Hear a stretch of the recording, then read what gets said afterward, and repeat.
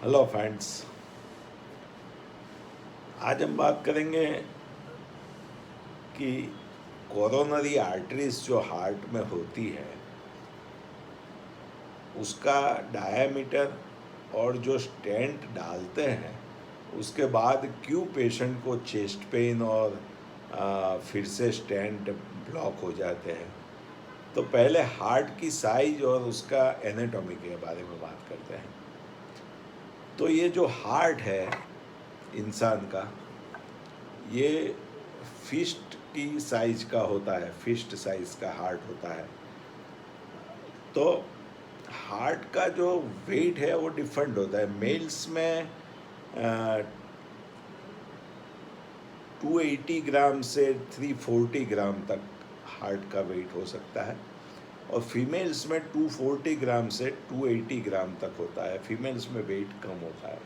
और फीमेल्स में जो हार्ट को लोई पहुंचाती है कोरोनरी आर्टरीज, उसका भी डायामीटर कम होता है, वो हम आगे बात करते हैं। तो हार्ट एक मसल है, वो 4 चेम्बर्स से बटा हुआ है। राइट साइड में राइट एट्रियम और नीचे राइट वेंट्रिकल, और लेफ्ट साइड में लेफ्ट एट्रियम और नीचे लेफ्ट वेंट्रिकल। अब शरीर का जो मेटाबॉलिज्म होता है, उसके बाद जो वेस्ट प्रोडक्ट्स और जो ऑक्सीजन लेस ब्लड जो होता है, वो वेनस सिस्टम द्वारा हृदय के राइट एट्रियम में आता है, इंफीरियर वेना केवा और सुपीरियर वेना केवा से।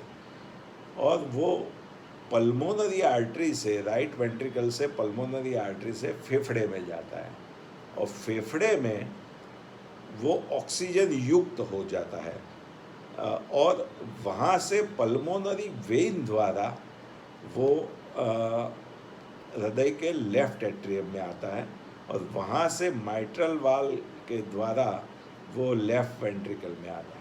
तो हृदय में मेन इम्पोर्टेंस है लेफ्ट वेंट्रिकल का और राइट वेंट्रिकल का। और लेफ्ट एट्रियम का भी इम्पोर्टेंस है, बिकॉज जब लेफ्ट एट्रियम में एट्रियल फिब्रिलेशन होता है तो वो स्ट्रोक ला सकता है पेशेंट को, तो उसका भी इम्पोर्टेंस है। तो हृदय का मेन काम है ऑक्सीजन वाला ब्लड पूरे बॉडी को मेटाबॉलिक प्रोसेस के लिए पहुंचाना, पूरे सेल्स को, पूरे ऑर्गन्स को। अब हृदय, हेल्दी हार्ट 60 से 80 टाइम्स पर मिनट बीट होता है, और जब वेसल्स में, पूरा बॉडी में जब वो ब्लड फेंकता है, तो जो आर्टीरियल सिस्टम है उसमें जो प्रेशर रहता है वो 120, जब हृदय कॉन्ट्रैक्ट होता है और हृदय रिलैक्स होता है तो आर्टीरियल सिस्टम में पूरे बॉडी में 80 का ब्लड प्रेशर रहता है। लेकिन हृदय की चैम्बर्स में अलग अलग प्रेशर रहता है। जैसे राइट वेंट्रिकल्स में प्रेशर रहता है 10 से 25 mm तक, और वो पल्मोनरी आर्टरी में जाता है ब्लड फेफड़े में शुद्ध होने के लिए, तो वो 25 mm तक रहता है। लेकिन उससे ज़्यादा जो पल्मोनरी आर्टरी में कोई कंस्ट्रिक्शन है या ब्लॉक है तो पल्मोनरी हाइपरटेंशन होता है, तो राइट वेंट्रिकुलर फेलियर होता है, तो ब्लड प्रेशर पल्मोनरी आर्टरी का बढ़ जाता है, उसको पल्मोनरी हाइपरटेंशन बोलते हैं। तो उस पल्मोनरी हाइपरटेंशन वाले पेशेंट्स को भी सांस फूलती है, चेस्ट पेन होता है, स्वेलिंग्स आती है बॉडी में। तो ये सब नॉर्मल हार्ट फेलियर के पेशेंट के जैसे ही राइट वेंट्रिकुलर और फेलियर और पल्मोनरी हाइपरटेंशन के पेशेंट्स में होता है। अच्छा, लेफ्ट एट्रियम का प्रेशर होता है 10 mm का, और लेफ्ट वेंट्रिकल का प्रेशर होता है 120 mm का सिस्टोलिक, और डायस्टोलिक 0 होता है। और जब एओर्टा से वो निकलती है तो प्रेशर रहता है सिस्टोल में 120 और एओर्टिक सिस्टम में डायस्टोल में प्रेशर रहता है 80। तो हृदय पूरा बॉडी को एक ऑक्सीजन वाला लोही फेंकता है और कार्डियक साइकिल 0.8 सेकंड से 1 सेकंड तक चलती है। उसमें सिस्टोल वेंट्रिकुलर सिस्टोल 0.3 सेकंड का होता है और डायस्टोल 0.5 सेकंड का होता है। तो हृदय जब डायस्टोल में होता है तब हृदय को खुद को एनर्जी के लिए ब्लड मिलता है। अब हृदय को लोही पहुंचाती है कोरोनरी आर्टरीज, जो एओर्टा आपको मैं दिखाऊं तो एओर्टा जो दिख रहा है ये रेड कलर का, तो ये जो एओर्टा है वो एओर्टा में से कोरोनरी आर्टरी एओर्टिक कस्प के पास से निकलती है और वो लेफ़्ट साइड में LMC है, लेफ़्ट मेन आर्टरी बनाती है। उसमें से 2 ब्रांच पड़ती है, लेफ़्ट एंटी डिसेंडिंग और लेफ़्ट सर्कमफ्लेक्स, और हृदय के राइट साइड में राइट कोरोनरी आर्टरी जाती है। वो हृदय के राइट वेंट्रिकल, राइट एट्रियम और इलेक्ट्रिक सप्लाई ऑफ द हृदय SA node, AV node, bundle of His, Purkinje system उसको सप्लाई करती है। तो हृदय में कोरोनरी आर्टरीज की साइज में आपको बताता हूँ, एओर्टा 30 mm 28 से 30 mm का होता है डायमीटर। उसमें से जो LMC निकलती है लेफ़्ट साइड में वो 4.5 मिलीमीटर की होती है, मीन्स 1/8 पोर्शन ऑफ ईच, आप बोल सकते हैं स्ट्रॉ जितना डायमीटर होता है। तो हृदय की जो LMC आर्टरी है उसका डायमीटर आप 4.5 मिलीमीटर समझो, स्ट्रॉ जितना डायमीटर। और जो उसमें से जो ब्रांचेस पड़ती है LAD वो 4.3 मिलीमीटर प्लस और माइनस 2.1 मिलीमीटर, और जो LCX है वो उसका डायमीटर है 4.1 मिलीमीटर प्लस और माइनस 0.28 मिलीमीटर, और जो RCA का डायमीटर होता है वो 3.6 प्लस और माइनस 0.9 मिलीमीटर। मीन्स ये आर्टरीज स्ट्रॉ के बराबर की साइज़ की होती है अथवा उससे कम डायमीटर की होती है। अब आप पूरे ज़िंदगी में एडोलसेंट लाइफ से एडल्ट लाइफ में आते हैं, आप खान पान फैटी खाते हो या आपकी सेडेंटरी लाइफस्टाइल है, आप व्यसन करते हो तंबाकू और अल्कोहल का, आप नॉन वेज खाते हो ज़्यादा मात्रा में, आप स्ट्रेस में रहते हो, तो ये सब चेंजेस ब्लड में कोलेस्ट्रॉल, ख़राब कोलेस्ट्रॉल को बढ़ाते हैं और इन्फ्लेमेशन करते हैं, ब्लड को एसिडिक बनाते हैं। आप प्रोसेस फूड खाते हो, बेकरी प्रोडक्ट्स खाते हो, तो ये खान पान से ब्लड एसिडिक बनता है और ख़राब कोलेस्ट्रॉल बढ़ता है, LDL कोलेस्ट्रॉल। वो हृदय की ये जो मिलीमीटर की साइज़ की आर्टरीज है, 4 मिलीमीटर की साइज़ की आर्टरी, उसमें जमा होता है और उसका ऑक्सीडिफिकेशन होता है, और उसको हील करने के लिए कुदरत ने ऐसी रचना बनाई है कि कैल्शियम को आर्टीरियल सिस्टम में, कोरोनरी आर्टरीज में भेजते हैं, तो वो जो एंडोथेलियम डैमेज होता है ख़राब कोलेस्ट्रॉल से और इन्फ्लेमेशन, सूजन से, तो कैल्सिफिकेशन वहाँ होता है। और ब्लॉकेज ल्यूमेन के बाहर की साइड डेवलप होना चालू होते हैं, धीरे धीरे कैल्सिफिकेशन बढ़ता है तो वो ल्यूमेन के अंदर होना चालू होते हैं, और धीरे धीरे ल्यूमेन के अंदर लिपिड रिच प्लेक बनता है, और उसमें मैक्रोफेज, इन्फ्लेमेटरी सेल्स वगैरह जॉइंट होने से वो प्लेक धीरे धीरे बढ़ता है, और स्मूथ मसल्स एंड कोलेजन से वो कवर्ड होता है। तो जो प्लेक बड़ा होता है जैसे 90%, तो वो प्लेक जल्दी फटेगा नहीं सीयर स्ट्रेस में, लेकिन जो एंजियोग्राफी में दिखता नहीं है 20 से 30% का प्लेक सीयर स्ट्रेस में फट जाएगा और क्लोटिंग कैस्केड एक्टिवेट करेगा और हार्ट अटैक लाएगा।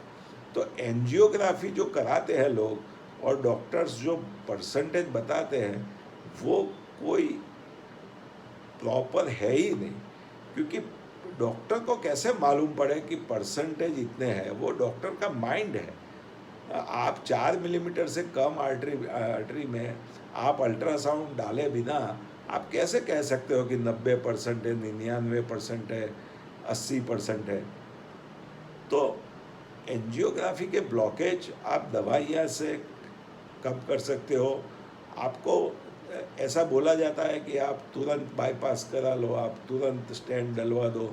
हाँ, स्टेंट से पैलिएटिव इफेक्ट मिल सकती है कि मीन्स आपका चेस्ट पेन कम हो सकता है। बाकी स्टेंट एंडोथेलियम को डैमेज करता है, एंजियोग्राफी एंडोथेलियम को डैमेज करता है, मीन्स हार्ट के लिए अच्छा नहीं है एंजियोग्राफी बार बार कराना। तो एंजियोग्राफी और एंजियोप्लास्टी इमरजेंसी के गोल्डन आवर्स 1 कलाक में आप कराओ या मैक्सिमम 3 आवर्स में, तो खाली चेस्ट पेन में राहत मिलती है, आपकी ज़िंदगी नहीं बचती है कि आप एंजियोग्राफी या प्लास्टिक के बाद आप दवाइयाँ सब बंद कर दो कि भाई हमने तो स्टेंट रखवा दिया, अब हमको तो कुछ नहीं होगा, दवाइयाँ सब बंद कर दो। तो स्टेंट थ्रोम्बोसिस हो जाता है, इंसान तुरंत एक्सपायर्ड हो जाता है। धीरे धीरे स्टेंट में ब्लॉकेज, खराब कोलेस्ट्रॉल, प्लेटलेट जमता है तो स्टेंट स्टेनोसिस भी हो जाता है 4-6 महीने में। कई ड्रग कोटेड स्टेंट्स में 1-2 साल चलता है, फिर दुखावा होता है। तो स्टेंट ये खाली एक टेम्पररी पेन रिलीविंग प्रोसीजर है। बाईपास भी ऐसा है, बाईपास का कोई ऐसा कोई यूएस एफडीए ने ऐसा कोई इसको अप्रूव नहीं किया है, वो सालों से चली आ रही है 70s से, तो वो चली आ रही है, यूएस में चली, फिर इंडिया में चली।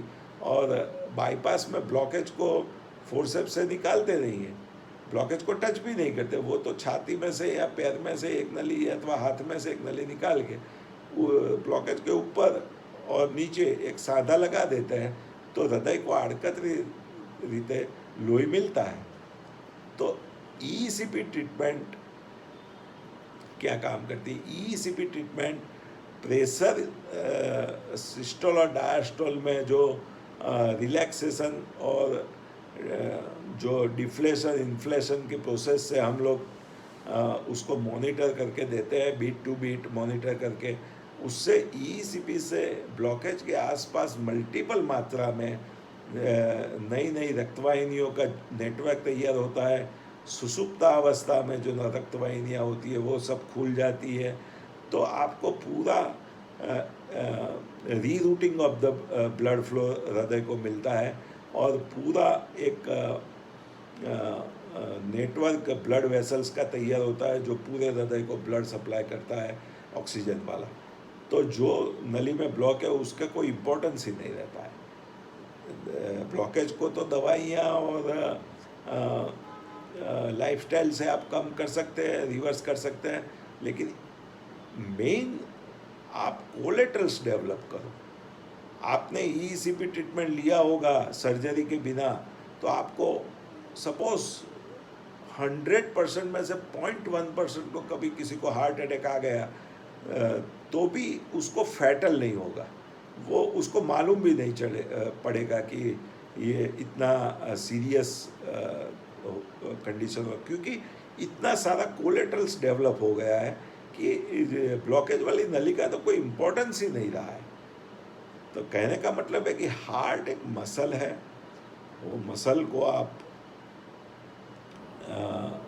सप्लाई पूरे बॉडी को ऑक्सीजन वाला ब्लड करता है, लेकिन उसको कोरोनरी आर्टरीज जो सप्लाई करती है वो मिलीमीटर में की साइज में होती है, 4 मिलीमीटर से कम, और नीचे की तरफ एपेक्स की तरफ हृदय के भाग में आती है तो वो उससे भी कम होती है। तो स्टेंट और सर्जरी वो पैलिएटिव ट्रीटमेंट है, खाली दुखावा में राहत दे, आपकी लाइफ नहीं बचाती है। आपको दवाइयाँ ज़्यादा मात्रा में लेनी पड़ती है वो प्रोसीजर करने के बाद।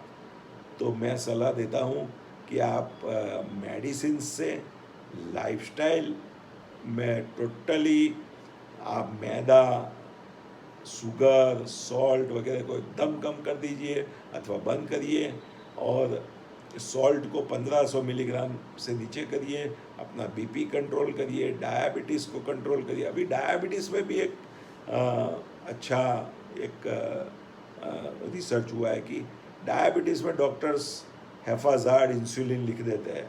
तो हाइपर इंसुलिनेमिया और इंसुलिन रेजिस्टेंस भी ब्लॉकेज बनाते हैं और हार्ट अटैक लाते हैं। तो डायबिटीज़ में इंसुलिन रेजिस्टेंस कम हो ऐसी दवा देनी चाहिए कि ग्लूकोज का यूटिलाइजेशन हो, और लाइफस्टाइल से वेट कम करो आप, प्रोसेस फूड और ये जो आउटसाइड जंक फूड है उसको बंद करो, नेचुरल फॉर्म में फूड लो, और मल्टीपल ग्रेन्स, अनाज, फ्रूट्स, वेजिटेबल्स, सलाद वगैरह लो। तो हृदय रोग में मैं मानता हूँ कि दवाइयाँ, लाइफस्टाइल और ईसीपी ट्रीटमेंट और दूसरा एक किलेशन ट्रीटमेंट है जो प्रॉपर डॉक्टर्स ट्रेन प्रोटोकॉल से देते हैं। तो वो अमेरिका में भी ट्रायल हुए उसके, वो बहुत अक्सर पुरवार हुई है कैल्सिफिकेशन और मेटल डिटॉक्सिफिकेशन के लिए, मीन्स ब्लॉकेज को कम करने के लिए और ब्लड फ्लो बढ़ाने के लिए। तो हृदय रोग में आप ऐसा मानोगे कि स्टेंट रखवा दिया, बाईपास कर दिया तो हम तो एकदम अच्छे हो गए। नहीं, आपका स्टेंटिंग के बाद और बाईपास के बाद पंपिंग बढ़ता भी नहीं है। आपको ईसीपी ट्रीटमेंट लेना चाहिए। ईसीपी ट्रीटमेंट बहुत कोलेटरल्स डेवलप कर देता है, आपका हृदय रेज्यूनेट हो जाता है और आपकी दवाइयाँ कम हो जाती है।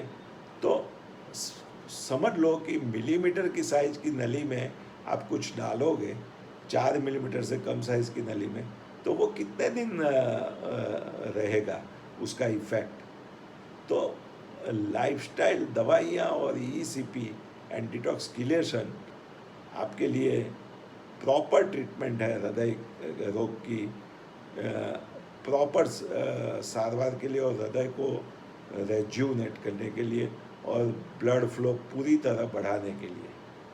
ये आप बात समझ लो। ब्लॉकेज को हटाना वो ट्रीटमेंट नहीं है।